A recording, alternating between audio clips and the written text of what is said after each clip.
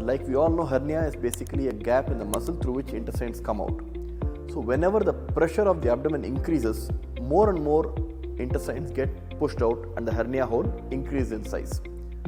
So the number one thing a patient with hernia has to avoid is excessive coughing. So if somebody with hernia develops an infection in the lungs or an allergy, and if your cough lasts for more than 1 day, it's always better to consult a doctor and get the cough treated, because excessive coughing increases the pressure of the abdomen and thereby it can increase your hernia size, or sometimes it can also make your hernia get stuck outside.